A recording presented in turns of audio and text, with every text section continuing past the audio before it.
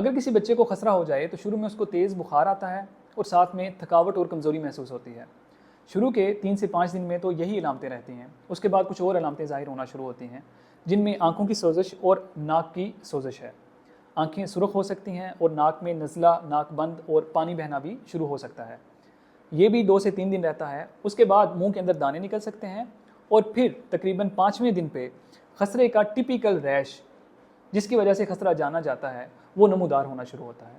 خسرے کا ریش سب سے پہلے چہرے، گردن اور ہیئر لائن پہ ظاہر ہونا شروع ہوتا ہے اور پھر آہستہ آہستہ نیچے کی طرف، گردن سے نیچے چھاتی، بازوؤں، ٹرنک اور نیچے آہستہ آہستہ پورے جسم کی طرف بڑھتا اور پھیلتا چلا جاتا ہے۔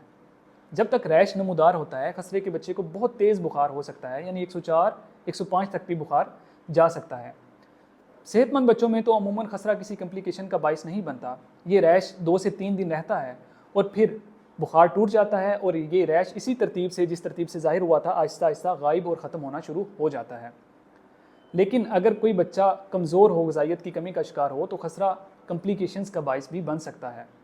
خسرے کی سب سے عام کمپلیکیشن نمونیا ہے، یعنی اس کے ساتھ چھاتی خراب ہو سکتی ہے، تو پھر اس میں نمونیا کے علامات یعنی کھانسی اور سانس خراب ہو سکتی ہے۔